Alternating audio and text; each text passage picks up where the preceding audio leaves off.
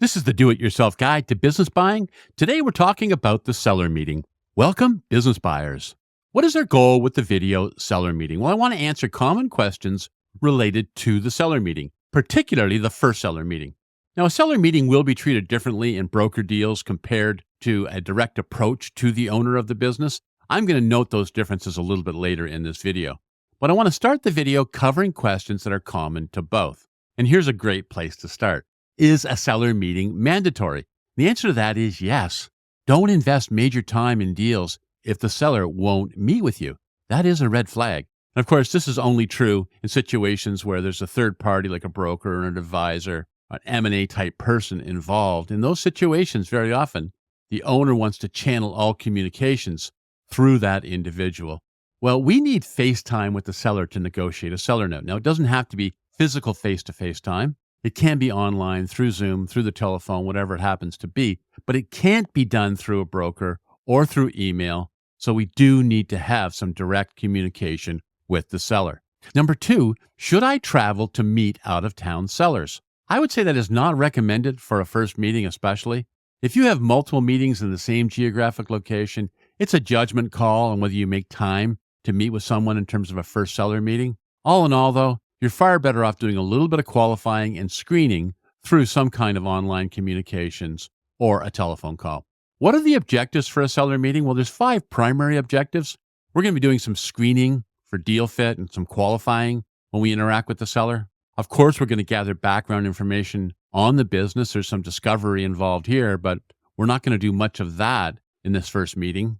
Building rapport, of course, is critical. We're going to request financial information and other business information.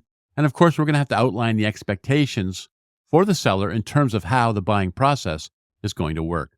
I'm going to focus most of my time and attention in this video on building rapport. What is the best approach or tone for a seller meeting? If we have some kind of a continuum, on one end, we might have the full interrogation, the hardcore questioning, 20 questions, question after question after question. I would discourage you from taking that approach, especially in a first meeting. Very often that will cause the seller to clam up. They don't want to share a lot of detailed information on their business to people they don't know very well. At the same time, it can't just be time-wasting fluff. We have to pick that sweet spot in the middle where we're professional, we're personable, easy to talk to. We're seller-oriented in this first meeting, not business-oriented. We're seller-oriented. It has to be conversational. But we want to ask a lot of open-ended questions. One of our primary goals is to get the seller talking freely. Now let's get more specific and cover some questions to actually ask the seller in that first meeting. I like to start with, how did you get started in the business? Or how long have you owned the business? Or maybe both. Why? The idea is to get the seller to open up and freely talk. And so I like to ask a question that includes some sort of a narrative component where they're telling a story, because that gets them talking, that gets them engaged. We want to see what they think is important and what they stress. It can be very telling, so let them talk. Next, why did you decide to sell, and have you been thinking about selling for a while? Here we're trying to determine what the MUD score is, motivation, urgency, and distress of the seller, and how recent is the idea of selling. If it's been rather sudden, that could be an indication that there's some urgency and distress on the part of the seller. What are your plans after you sell the business? And have you started on those plans yet? Of course, what we want to know here is, will a large closing payment be needed to fund the seller's future plans? If they're planning to buy a desert island and start some kind of a remote retreat, obviously there's a huge cash outlay that's going to be required. That might be an indication on how they're going to use the proceeds of disposition when they sell their business.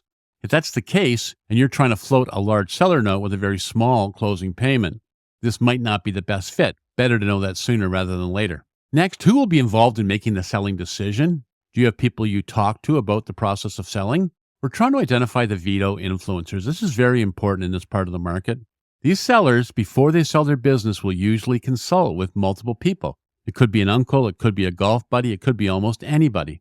A lot of times they'll tell you they're the sole decision maker, but the spouse does have a veto. If they are strongly opposed to selling, at the end of the day, very often that sale doesn't get made. And so we're not going to immediately find all the veto influencers in this first conversation, but it's so important, we at least want to make a start. And of course, getting the background on ownership history, you'll never know what will fall out of that particular narrative. So I like to ask that question. Next, if you're staying another 10 years, what would you change first? Or are there any new products you would offer if you were staying? That's really two different questions, two different angles. For the first one, I want to identify the most pressing business problem.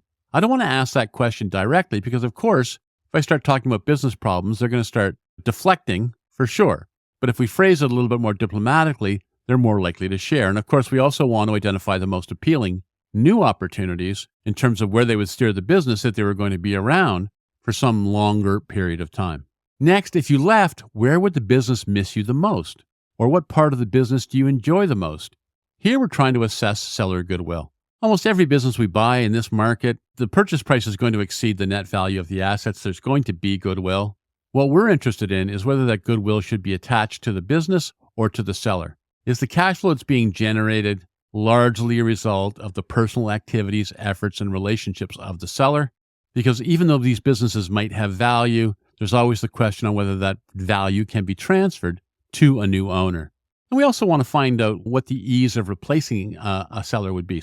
If we have to replace them, we have to get a sense on what that's going to involve. So creating a connection with the seller and building rapport, that is job one for this initial first seller meeting. Active listening. Take more interest in the seller than the business. We're going to get to the business. It's why we're having the conversation. We know it's important.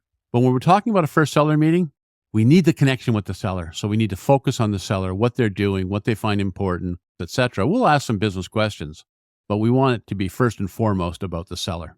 And of course, the follow-up questions are based on what the seller is telling us. I don't recommend that you run through a list of prepared questions in this first meeting. Detailed questions on the business are important, but to me, they come after a connection has been established between you and the owner of the business. There is a difference between the broker and a direct approach. Let me go through some of them. With a broker, the NDA is typically ready to sign, right? They'll give it to you and you'll have to sign it before you'll get the financials. But if you just catch a seller who's just on the verge of thinking about selling your business and has done nothing about it, there's not going to be an NDA. They won't have created one. They won't even necessarily know they need one. So as we discussed in our NDA video, they're probably a good idea to have one signed, so you might need your own. Discovery, 60 to 70% done when you have a broker. They've put it in a confidential information memorandum. It's available for us to review. Now, of course, not everything goes into that SIM. That's not the end of the story. And some brokers have been known to exaggerate a little bit, maybe some sellers too, on the information that's in the SIM. So we're not taking it all at face value, but we are 60 to 70% done. If it's a direct approach, they might have a little bit of information for us, maybe 20% of what we need. But if you caught them out of the blue and you're sort of the first person they've seriously discussed selling their business to, they might have nothing. They might have zero. So you've got your work cut out for you to get the information you need to make a buying decision. I mean, a broker has typically talked to an owner about a seller price range. They might not tell you what that range is, but they've got it in mind. They know where they stand. With a direct approach type of a deal, the seller doesn't really know what the business is worth. They might have some ideas in their mind, but that's one of the things that you can shape. You can give them an anchor price. You can give them a reason for why businesses like theirs are valued X, Y, Z. You can shape that conversation. A broker will tell a seller exactly what's involved. If you just catch them at the right time and they're just starting the process of thinking about selling their business, they're not going to have necessarily a good idea. That's not true for everybody. Lots of times business owners do have experience selling businesses, but a lot of times they don't. So you're going to have to make sure that you do a good job of explaining what the process is. I mean, really, the difference between them is there's a lot more work and effort required when you do direct approach. And in fact, you as the buyer is going to have to perform some of those broker responsibilities. You're going to have to direct the process. You're going to get a lot better access to seller. I'm not trying to dissuade you from direct approach deals. Like being able to freely communicate directly with the seller is such an advantage. It probably outweighs all the other things that we're talking about here. But there's a lot more uncertainty when you're doing direct approach as well than when you're dealing with a broker. Handling proof of fund requests, that's an important topic. I've created a video specifically dedicated and devoted to this topic, so I'm not going to get into detail here, but check it out. Proof of funds means sometimes sellers won't set up meetings or won't share financial information with you until you provide some kind of proof that you have the funding necessary to purchase the business. And so we'll take a look at that in the video on proof of funds. In terms of our 5 primary objectives, we've been talking about building rapport. The other 4 are important too, but I don't like to really address them until the connection has been made and until rapport has at least been established. Of course, we're not going to have fantastic rapport after one meeting. We want to be able to start building rapport and have made a connection. Then we cover all of these other items. And in fact, I've covered them all in different videos in the Do-It-Yourself guide. Screening for deal fit, check the screening deals videos. There's 4 of them. The background info on business, we go into all that in the discovery video, so check that out. Requesting financial information, there's a specific video on that. Outlining expectations, you can take a look at the overview video to get some information on that. So we're going to have more than one seller meeting. Most of what I'm covering in this video is about the first seller meeting, and we don't want to overwhelm people, right? We want it to be a nice, friendly, open discussion, which gets the seller interested in hearing more. And once rapport is established, that's when the heavy lifting really begins. So let's get after it. This is the Do-It-Yourself Guide to Business Buying, and today we've been talking about the seller meeting. Always remembering that we want to learn and grow as we go. Thanks for watching. We'll see you next time.